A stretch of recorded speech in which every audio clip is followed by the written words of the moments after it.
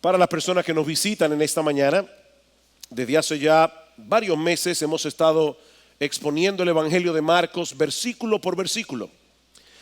Y ha sido realmente fascinante poder contemplar al Señor Jesucristo en este Evangelio como el Rey que asume voluntariamente la posición de un siervo, que no vino para ser servido, sino para servir y para dar su vida en rescate por muchos.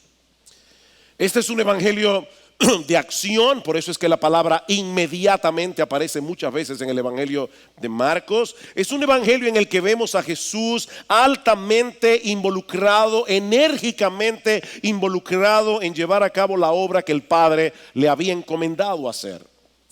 La semana pasada estuvimos estudiando los primeros 6 versículos del capítulo 6, aunque solo llegamos a la mitad del versículo 6, y vimos que Jesús fue rechazado por los habitantes de la ciudad de Nazaret, el pueblo en el que Jesús se crió, el lugar donde él pasó los primeros 30 años de su vida antes de comenzar su ministerio público. Pero la incredulidad no puede detener la obra de Dios. Y en el pasaje que estudiaremos en la mañana de hoy, a partir de la segunda mitad del versículo 6, no solo vemos que Jesús continúa predicando la palabra de Dios en toda Galilea, sino también que Él encomienda, Él encarga a sus discípulos para que sigan haciendo lo mismo que le habían visto hacer a Él desde el inicio de su ministerio. Y es importante señalar, mis hermanos y amigos que están aquí en esta mañana, que este pasaje marca una transición, marca un cambio extremadamente importante en el Evangelio de Marcos. Porque hasta ahora nosotros hemos visto a los discípulos como meros espectadores del ministerio del Señor. Pero ahora Jesús va a delegarles su poder, Jesús va a delegarles su autoridad para que ellos continuaran predicando como Él predicó, para que Él continuara haciendo las obras que Él hizo. Y aunque no todas las directrices que el Señor les dio a los apóstoles en este momento se aplican de manera literal a nosotros en el día de hoy, hermanos, este pasaje es parte de la palabra de Dios.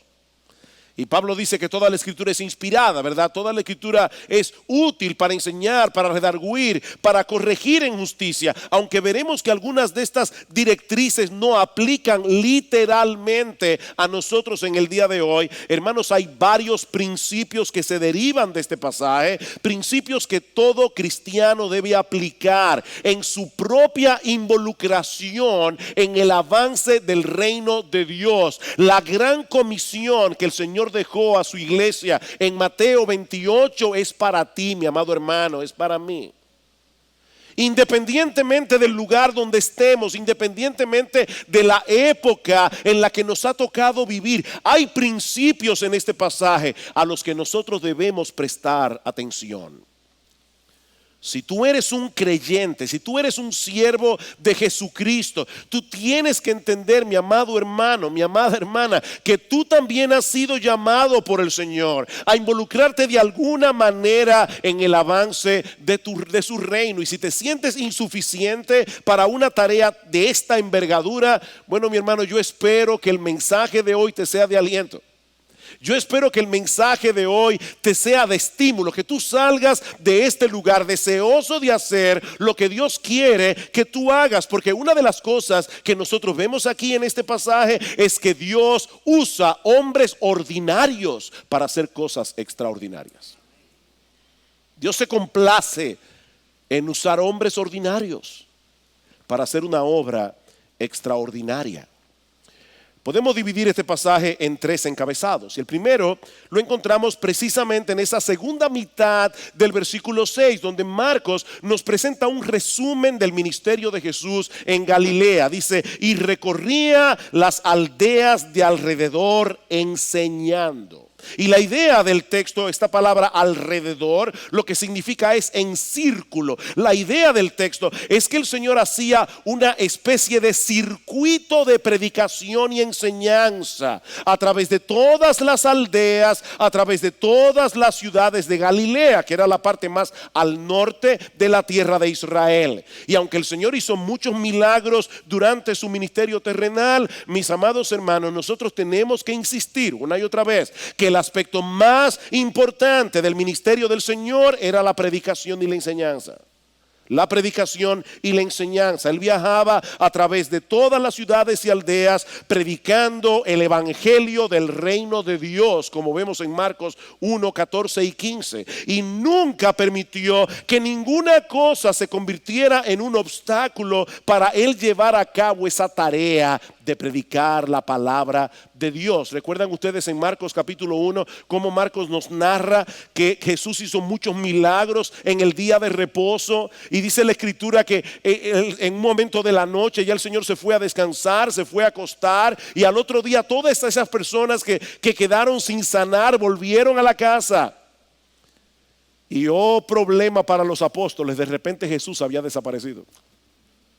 El Señor estaba teniendo comunión en secreto con su Padre Celestial, y yo me imagino ya al apóstol Pedro. Pero ¿qué es lo que tú quieres que nosotros hagamos con toda esta multitud pidiendo ayuda? ¿Tú crees que este es el mejor momento para hacer el devocional? Todos te buscan, le dice Pedro. ¿Qué le dice el Señor? Lo siento mucho. Yo tengo que predicar la palabra, Marcos capítulo 1, versículos 38 y 39. Yo tengo que predicar la palabra en otros lugares porque para esto he venido. Esa fue la encomienda que mi Padre me dio. El Señor no era indiferente a los problemas humanos. El Señor no era indiferente a las enfermedades, no era indiferente al dolor. Pero mis hermanos, Él no había venido primariamente a sanar personas. Él vino a predicar el evangelio, porque es a través de la predicación que Dios salva a los pecadores. De hecho, los milagros de sanidad que el Señor hacía no eran más que una manifestación de su compasión y misericordia, pero también una muestra tangible de su poder redentor que autenticaba el mensaje que él predicaba. Ahora bien, estas pocas palabras del versículo 6, de la segunda mitad del versículo 6, se leen tan rápido en nuestras Biblias que fácilmente nosotros podemos perder de vista lo que Marcos está describiendo aquí. Y recorría las aldeas de alrededor enseñando. ¿Qué tiempo lleva a leer eso? Segundos. A través de su ministerio, el Señor Jesucristo llevó a cabo 3 giras de predicación a través de todas las ciudades y aldeas en la región de Galilea. La primera de estas giras la encontramos precisamente en ese pasaje de Marcos que yo acabo de citar, Marcos capítulo 1, versículos 35 al 39. La segunda gira se describe en Lucas capítulo 8, versículos 1 al 3. Y la tercera de estas giras es la que Marcos está describiendo en este pasaje. En el Evangelio de Mateo nosotros encontramos más detalles acerca de la primera de estas giras. Dice en Mateo 9:35, Jesús recorría todas las ciudades y aldeas, enseñando en las sinagogas de ellos, proclamando el evangelio del reino y sanando toda enfermedad y toda dolencia. Mis hermanos, esto tiene que haber sido increíblemente agotador. Estamos hablando de una superficie de 80 kilómetros de largo por 40 kilómetros de ancho. En otras palabras, 3.200 kilómetros cuadrados. Uno lo lee tan rápido ahí, ¿verdad? Recorría las aldeas enseñando y sanando toda enfermedad y toda dolencia. 3.200 kilómetros cuadrados. Y no olviden, hermanos, el tipo de carreteras, el tipo de caminos que conectaban todos esos lugares, teniendo que transitar en ocasiones por terrenos montañosos y muchas veces rodeados por cientos de personas que demandaban su atención. Pero el Señor iba ciudad por ciudad, aldea por aldea, predicando el evangelio del reino, sanando a un montón de personas enfermas. Nazaret, Capernaum, Corazín, Betsaida, Caná, Tiro, Sidón, Betfagé, Betania, Gadara, Naín, Magdala, Tolemaida, Genezaret, Tiberías, Ramá, Cesarea de Filipo, Hazor. Solo me canso de decirlo, por solo citar algunas. Flavio Josefo menciona 45 ciudades, aldeas de Galilea y no las menciona todas. El Señor estaba colocando los cimientos de su reino a través de la predicación de la palabra, y al mismo tiempo Él estaba equipando a sus discípulos para la obra que ellos debían seguir haciendo después de su partida. En otras palabras, Él modeló delante de ellos lo que ellos debían hacer. Por eso no fue sino hasta la tercera gira que el Señor les dijo: ahora ustedes están preparados para ir. Y eso nos lleva a nuestro segundo encabezado. Ya vimos el ministerio de Jesús en Galilea. Veamos ahora en segundo lugar la comisión apostólica. Dice en el versículo 7 que el Señor llamó a los 12. Ahora comienzan a identificarse como un grupo particular. El Señor llamó a los 12, y la palabra que Marcos usa aquí da la idea de un llamamiento o nombramiento oficial. O sea, no fue simplemente que le dijo: Pedro, Andrés, no. Estamos hablando aquí de un nombramiento oficial de parte del Señor. Estos hombres estaban siendo comisionados por Cristo mismo para continuar haciendo la obra del ministerio. En el pasaje paralelo que encontramos en el capítulo 9 del Evangelio de Lucas, dice que el Señor los envió a proclamar el reino de Dios y a sanar a los enfermos. En otras palabras, estos hombres ordinarios estaban siendo llamados a llevar a cabo una labor extraordinaria, nada más y nada menos que continuar haciendo la obra que Cristo comenzó. Ahora, cuando nosotros pensamos hoy en los 12 apóstoles, fácilmente podemos mirarlos como hombres especiales, ¿verdad? El gran apóstol Pedro, el apóstol Juan, que escribió todo un evangelio y 3 epístolas y Apocalipsis. Eran hombres increíbles. Estos hombres pusieron el fundamento de la iglesia. Ellos fueron los primeros pastores, los primeros predicadores, los primeros misioneros que tuvo la iglesia. Pero ¿saben qué, mis hermanos? Si nosotros pudiéramos tomar el famoso túnel del tiempo, ¿se acuerdan de aquella serie? Si nosotros pudiéramos tomar el túnel del tiempo y llegar a los días del Señor, nos quedaríamos sorprendidos de lo que Jesús estaba tratando de hacer con estos 12 hombres tan comunes y corrientes. Y aquí es necesario que yo introduzca una nota teológica para entender lo que el Señor está haciendo. ¿Por qué Jesús llamó a 12? ¿Por qué no a 10? ¿Por qué no 14?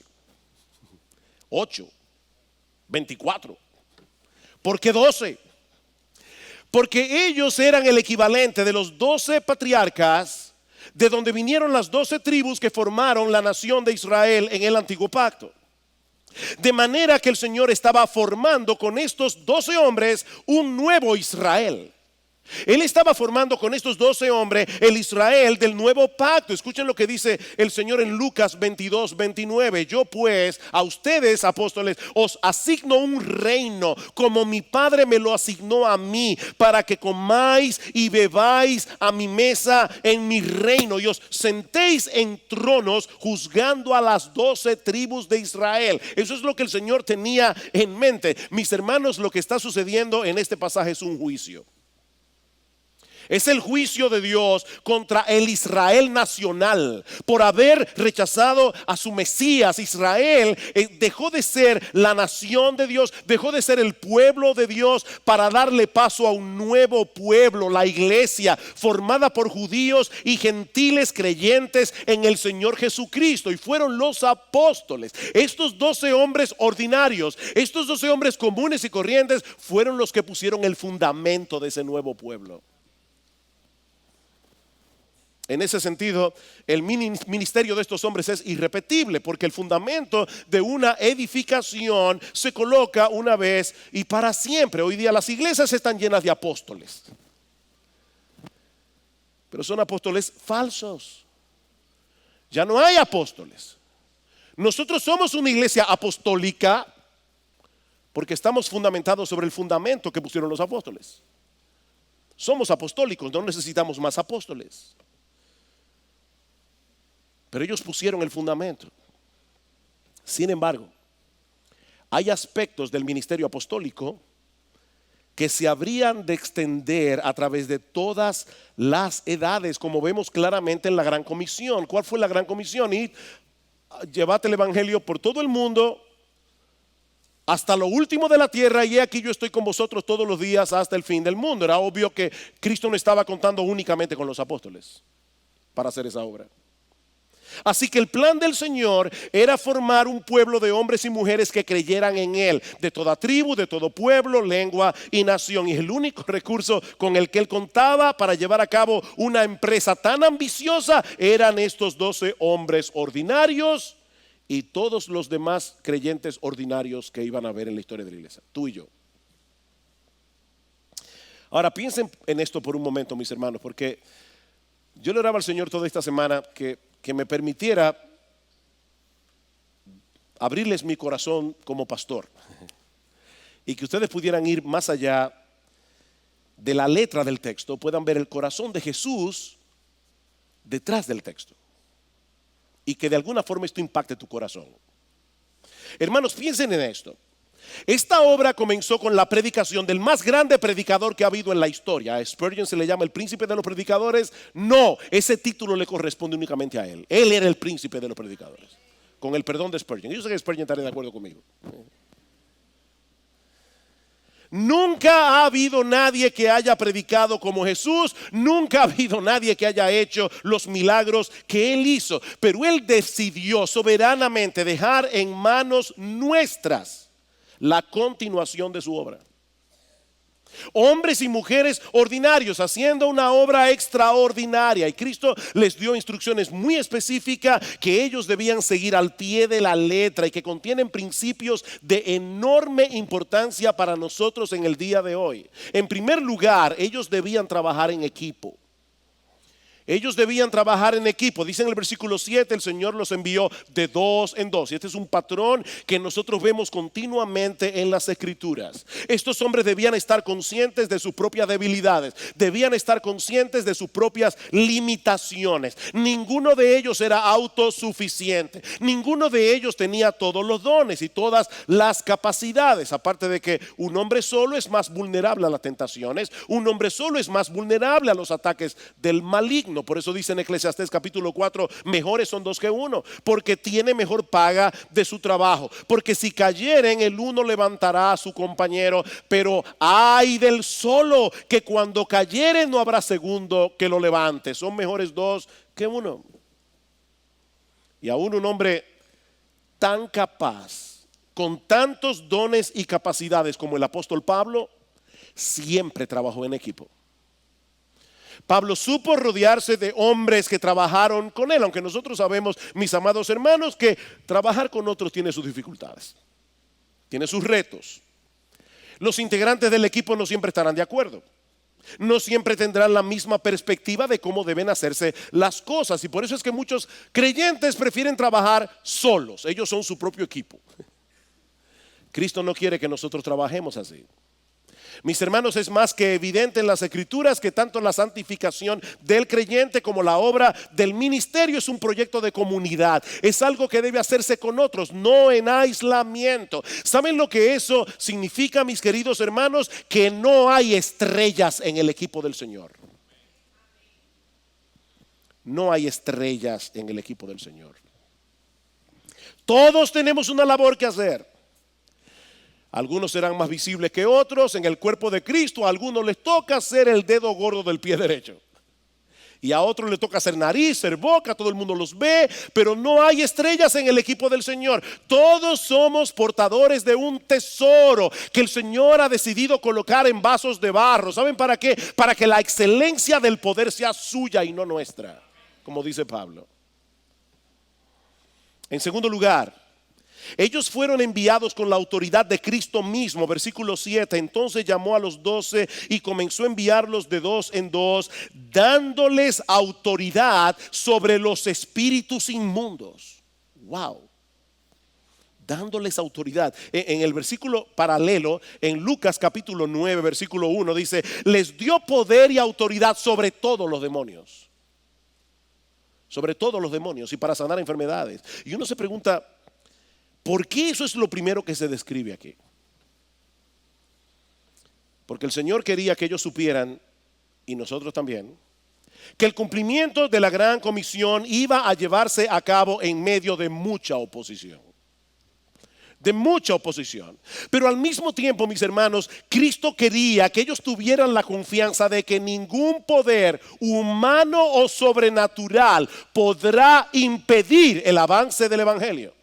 Ningún poder. Los demonios son reales, mis hermanos. Son seres personales de maldad. Son sumamente poderosos que se oponen a la obra de Dios con cada fibra, con cada átomo de su ser. Pero los apóstoles fueron investidos con un poder irresistible que estaba por encima de los poderes demoníacos.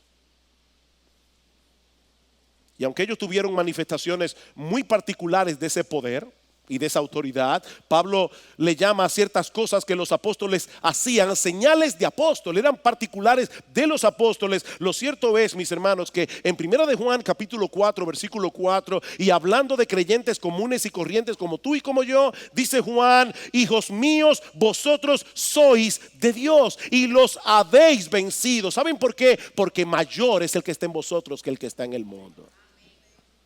Es mayor. Todos nosotros somos más que vencedores por medio de aquel que nos llamó, dice Pablo en Romanos capítulo 8, versículo 36. Me encanta como lo dice uno de nuestros himnos, y lamentablemente no llamé a tiempo a Alberto para que lo cantara hoy. Pero el himno por fe dice, por fe la iglesia se moverá con poder del Espíritu de Dios, y las huestes del infierno no podrán dañar la obra de nuestro Dios. No podrán.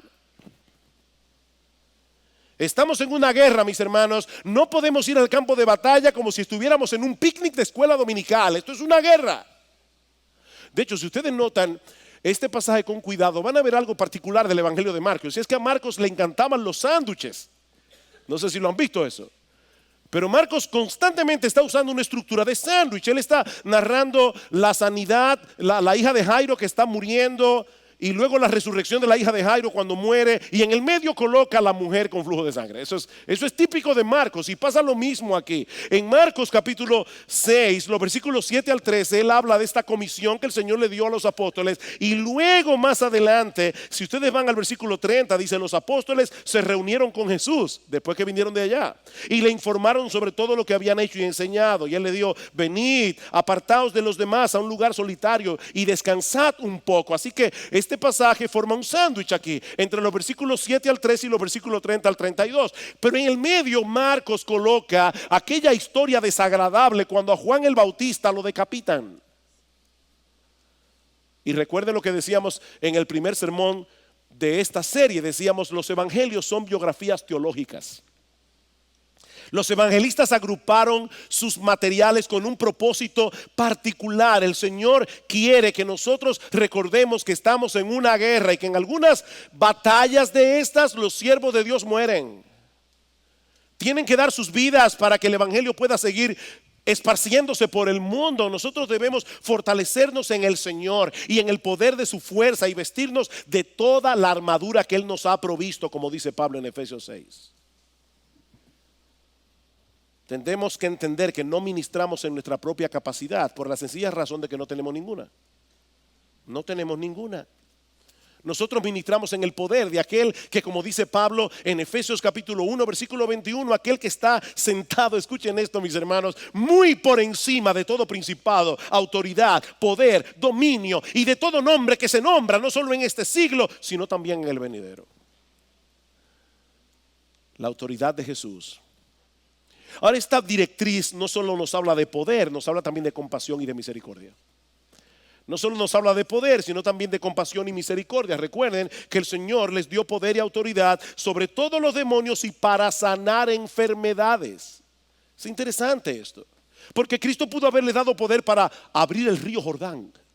¿Ustedes se imaginan eso? Los apóstoles predicando y de repente abre. El Señor pudo haberles dado poder para que cayeran estrellas del cielo. Pero Él les dio poder para que mostraran compasión y misericordia hacia los necesitados.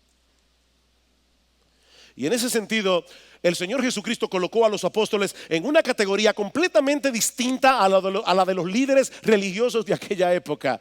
Los fariseos, los escribas sabían de reglas, ellos sabían de leyes, pero no sabían nada de sufrir con el que sufre.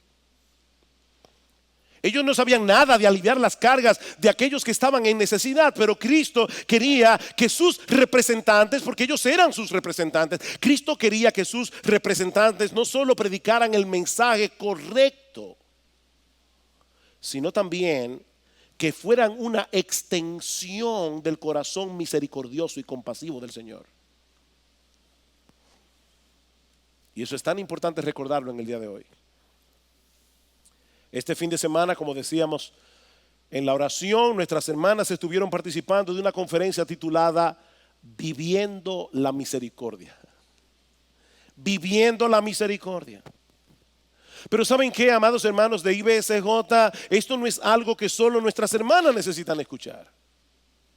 Queridos hermanos, todos nosotros tenemos que seguir creciendo en esa área, porque hemos sido llamados, dice Pablo en Colosenses capítulo 3 versículo 12, hemos sido llamados a revestirnos de tierna compasión. Wow.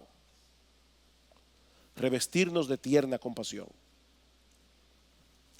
Al llevar el evangelio a otros lugares, debemos proclamar que hay salvación en Cristo para todo aquel que cree, y al mismo tiempo tenemos que mostrar con nuestras obras que nosotros somos representantes de un Salvador bondadoso, de un Salvador compasivo.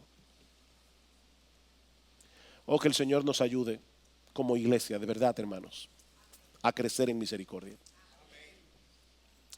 En tercer lugar, ellos fueron enviados con un sentido de urgencia y dependiendo únicamente en la provisión de Dios. Dice en Marcos capítulo 6 versículo 8, y les ordenó que no llevaran nada para el camino, sino solo un bordón, ni pan, ni alforja, ni dinero en el cinto, sino calzados con sandalias. No llevéis 2 túnicas, les digo.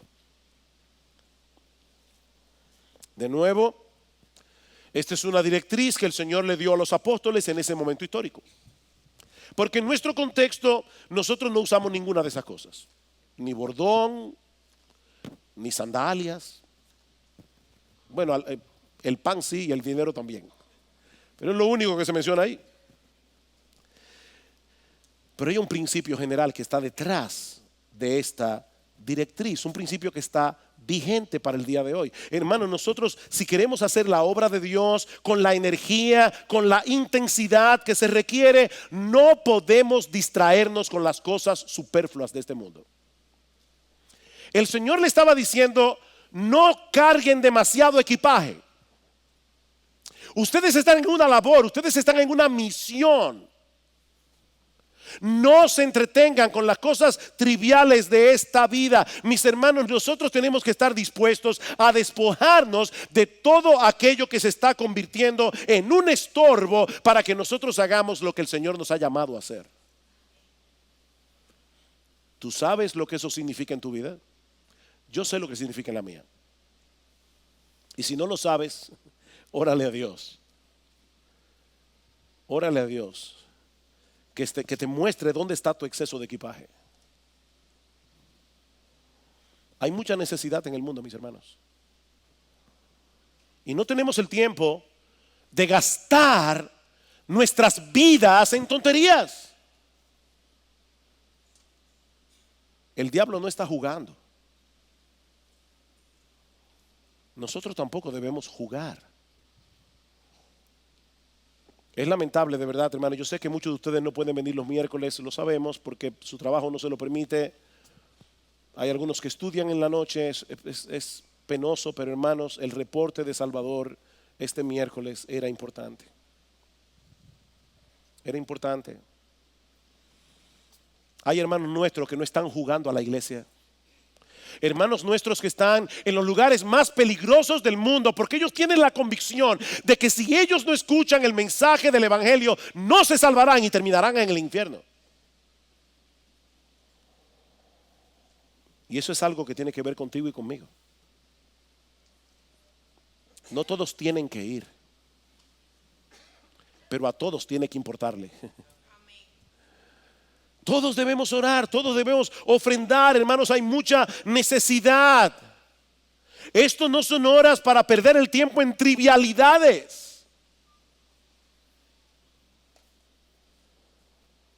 Por otra parte, ellos debían salir con la conciencia de que el Señor proveería para sus necesidades. ¿Saben por qué ellos no debían cargarse con cosas extras? Dice en el Evangelio de Mateo, el pasaje paralelo, porque el obrero es digno de su salario. En otras palabras, confíen en el Señor, que Él proveerá lo necesario en el momento oportuno.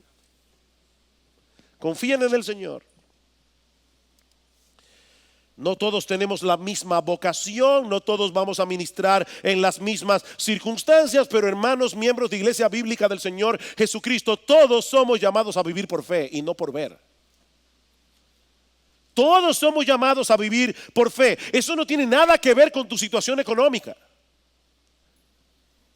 porque a final de cuentas tu vida está en las manos de Dios y no en tu poder adquisitivo. Tu vida está en las manos de Dios. Es si el Señor quiere que viviremos y haremos esto o aquello, como dice Santiago. Si el Señor quiere, no si tu cuenta de bancos es lo suficientemente abundante. Es si el Señor quiere. Nuestras vidas están en las manos de Dios y Él quiere que nosotros dependamos de Él para el avance del reino.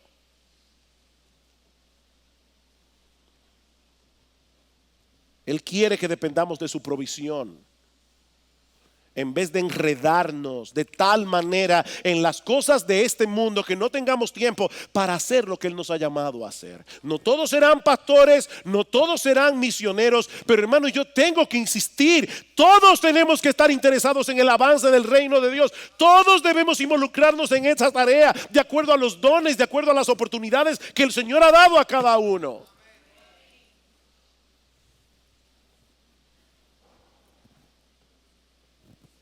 Fue muy amonestador escuchar ese reporte este miércoles. Y a veces a uno le da la impresión de uno mismo, de que estamos jugando a la iglesia. ¿Cuántos padres están orando de todo corazón, pidiéndole al Señor que sus hijos no quieran ser doctores, que sus hijos no quieran ser abogados, que sus hijos no quieran tener una buena posición económica? ¿Cuántos de ustedes están orando? Señor, yo quiero que tú pongas en mi hija, en mi hijo, un corazón misionero.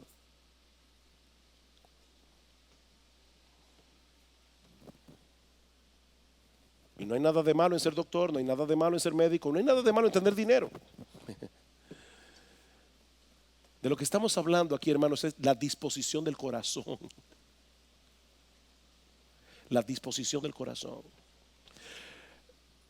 Es interesante notar que esta directriz particular que el Señor le dio a los apóstoles no era permanente, era temporal.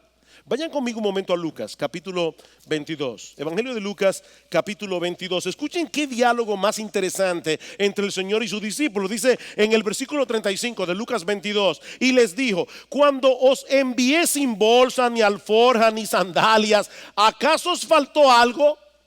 Y ellos contestaron, no, nada. Entonces les dijo, pero ahora el que tenga una bolsa, que la lleve consigo. De la misma manera también una alforja. Y el que no tenga espada, venda su manto y compre una. ¿Y qué pasó aquí?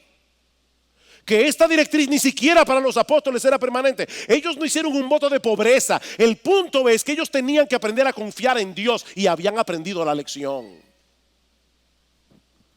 Porque nadie se va a ir al campo misionero, nadie se va a ir a hacer la obra de Dios, ni aquí, ni en Judumucú, ni en cualquier lugar de República Dominicana, si no es confiando en el Señor. Mucho menos la China. Es confiando en el Señor. Ellos habían aprendido la lección. ¿Les faltó algo? No, nada. Ok, eso es lo que yo quería que ustedes vieran.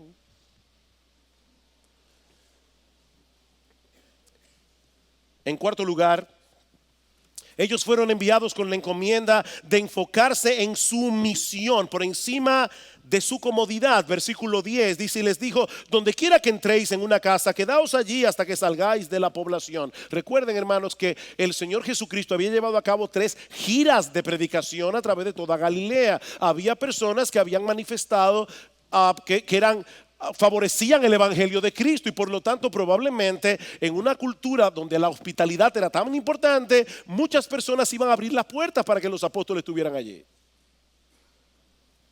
Y el Señor les dice: cuando encuentres a una persona así,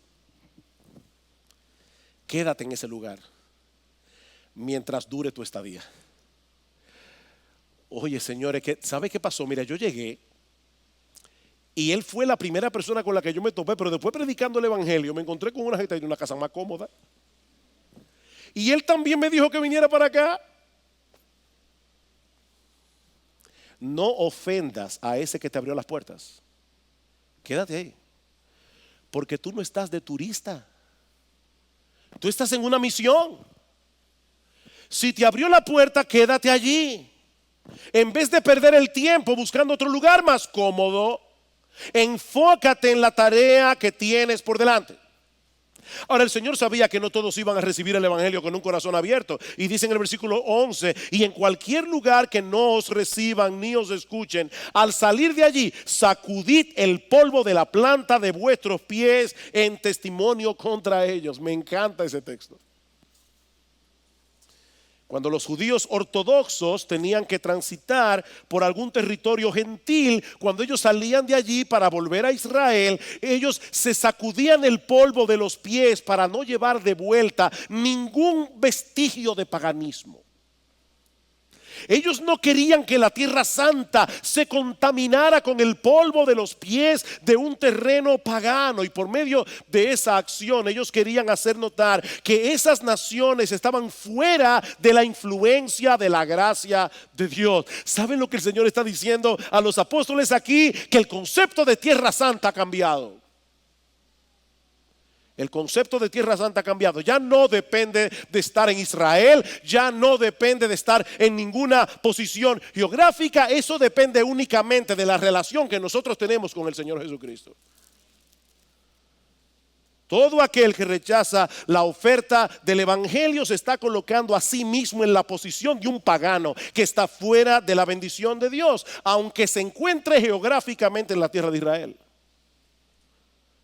Es un pagano. Porque hay un solo Dios y hay un solo mediador entre Dios y los hombres: Jesucristo, hombre. Mi amigo, estar en Cristo es estar amparado en la gracia y la bendición de Dios. Estar sin Cristo es estar en la condición más miserable en la que un ser humano puede estar, porque es estar separado de la fuente de todo bien. ¿Qué hemos visto hasta aquí?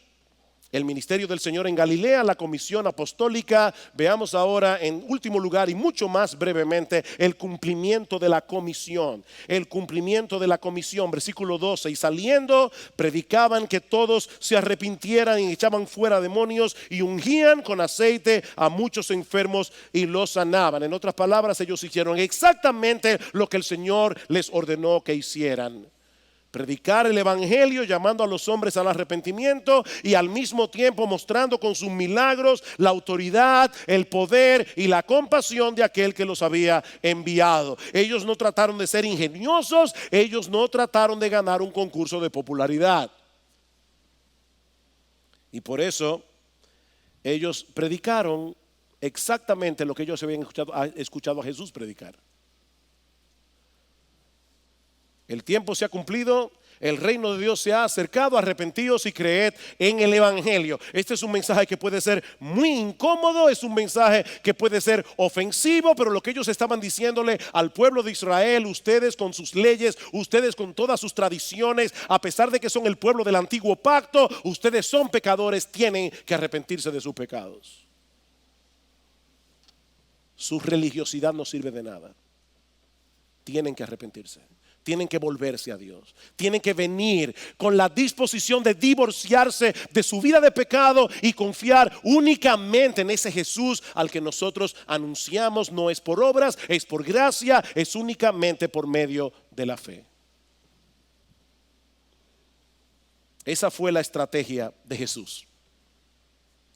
Escoger a 12 hombres para que estuvieran con él y para enviarlos a predicar, dice en Marcos capítulo 3 versículo 14. Eso era todo. Él escogió a 12 para que estuvieran con él. El Señor quería que estos hombres permanecieran a su lado, que ellos absorbieran un carácter y una visión ministerial. Esa es la esencia de lo que la Biblia llama discipulado. Discipulado. En Lucas 6:40 dice el Señor que el discípulo no puede ser mayor que su maestro, mas todo el que fuere entrenado, perfeccionado será como su maestro. Como bien señala Steve Lawson, la meta no era impartirles simplemente información, era producir en ellos una profunda transformación conforme al carácter del Señor Jesucristo. Cristo quería que estos hombres pensaran como Él, creyeran como Él, vivieran como Él, enseñaran como Él, oraran como Él y predicaran como Él. Ese era el trabajo. Vengan, yo quiero que ustedes estén conmigo. Y luego saldrán a predicar. Pero ahora lo importante es que estén conmigo. Para que luego esos mismos hombres se reprodujeran en otros que pensaran como Cristo, creyeran como Cristo, hablaran como Cristo, oraran como Cristo y predicaran como Cristo. Ese fue el plan maestro del Señor para llevar el mensaje del Evangelio hasta lo último de la tierra. En un mensaje anterior de esta serie compartimos una historia imaginaria que quiero recordar otra vez. El Señor muere, resucita y asciende a los cielos. Y según esta historia ficticia, claro, cuando Jesús regresa al cielo, los ángeles le preguntan si había terminado su obra. Y el Señor le responde que sí, que todo había sido consumado. Pero ¿ha escuchado el mundo entero acerca de tu nombre y acerca del Evangelio? No, responde el Señor. Entonces, ¿cuál es tu plan para llevar a cabo esa parte de tu obra? El Señor responde: yo dejé a 12 hombres y a otros seguidores que deben llevar ese mensaje hasta lo último de la tierra. Imagínense a los ángeles. ¿What?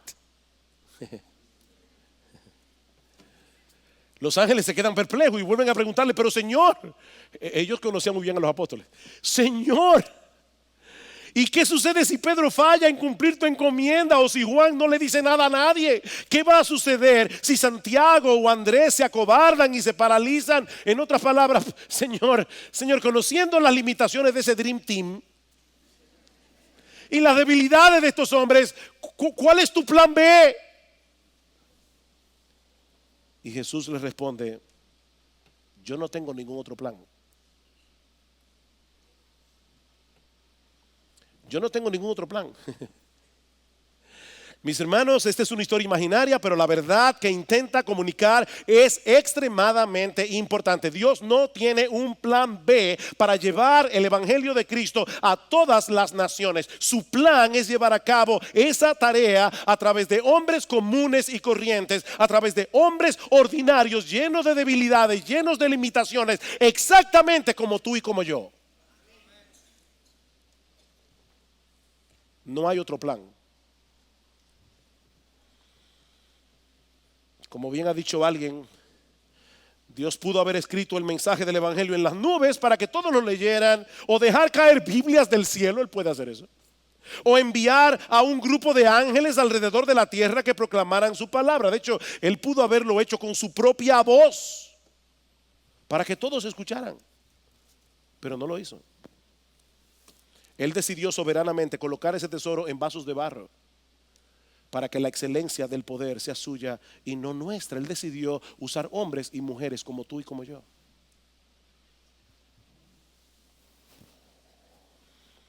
Pero debemos hacer la obra de Dios a la manera de Dios, conforme a la palabra de Dios, para que pueda recibir la aprobación y la bendición de Dios. Esta es una tarea que solo puede hacerse en oración. Por eso es tan importante, hermanos, el culto de los miércoles. Es extremadamente importante. Esta es una tarea que solo puede hacerse en total dependencia de Dios. Esto es una tarea que requiere una vida enfocada, hermano mío, hermana mía. Esto requiere que cada miembro de Iglesia Bíblica del Señor Jesucristo enfoque su vida.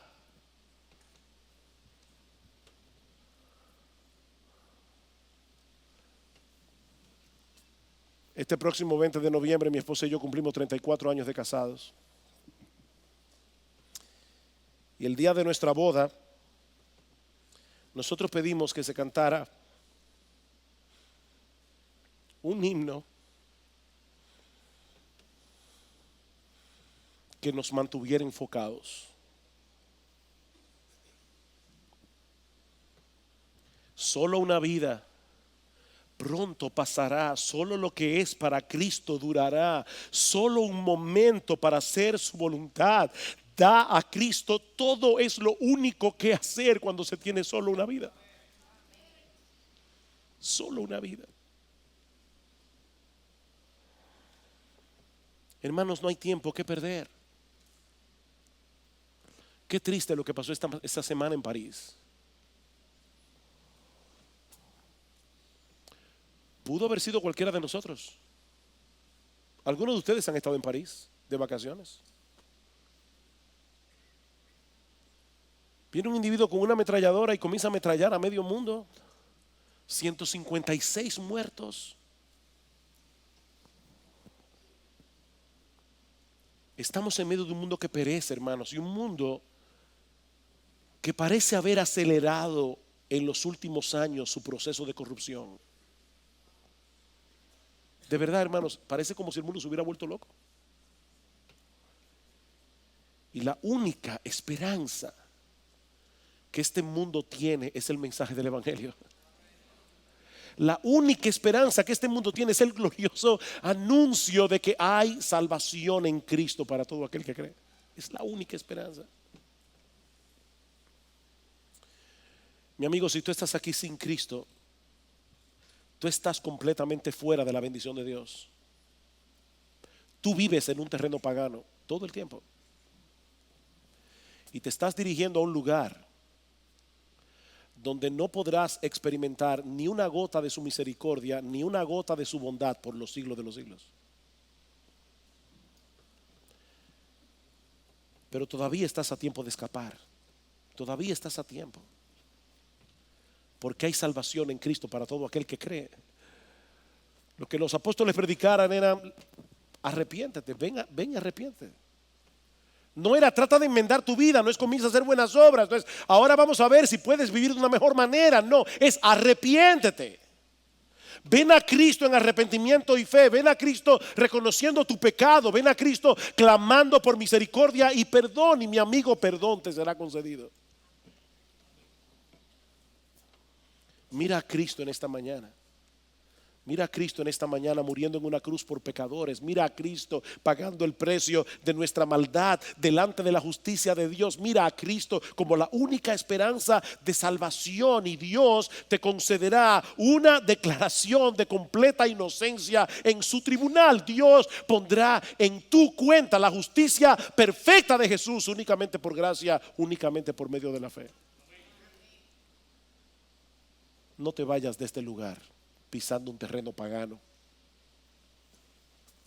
cuando puedes vivir amparado bajo la bendición de Dios y sabiendo que te diriges con paso cierto a un lugar donde solo tendrás bendición.